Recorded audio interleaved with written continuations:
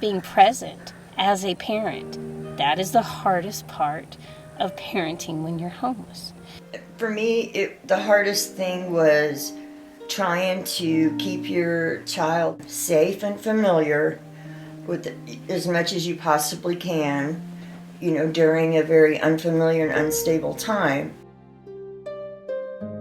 Keeping my children safe was my number one priority. That was like one of my biggest fears because, it definitely happened too in the shelter, having fear to be kicked out, because they have all these rules in the shelter, especially when you're trying to survive and you're a single parent just trying to take care of your children. It's kind of hard for you to maintain housing with the rules that they have in place. So letting her know that even though things seem a little wonky or crazy right now, that everything's gonna be okay, just trust Mom. And you're also trying to figure out, how long can we be in this place? How can we can we be in that place? And, you have to prepare yourself for, how am I going to present this to the kids when we have to move again?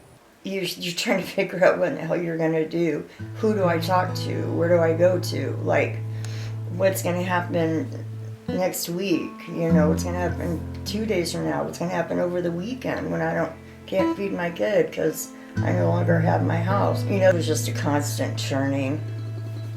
It's just terrible. It really is just a horrible experience. But so you have to be diligent and focused on the what if. There is not a single moment you feel like you can take your guard down. And so that, that passes on to the kids.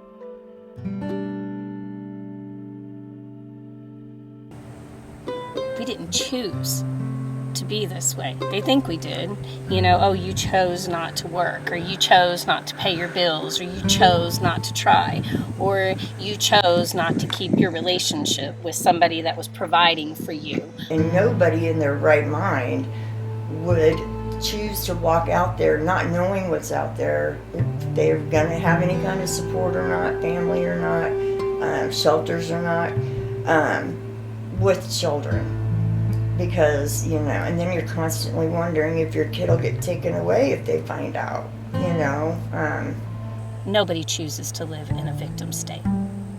Something happened, and we survive it. And we survive, the trauma, and we try to break the cycles. And some of us live in an area where there's just no support services.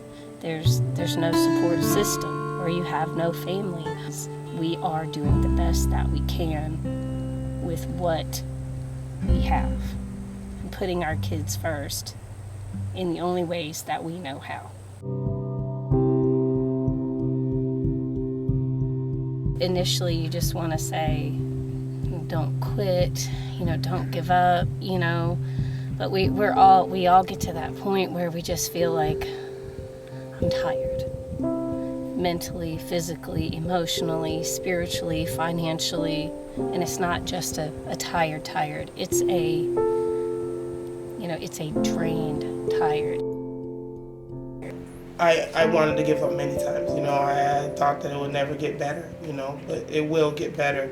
You just got to stay focused, and you got to keep your head held high and never give up, and make sure that you be the best inspiration for your child.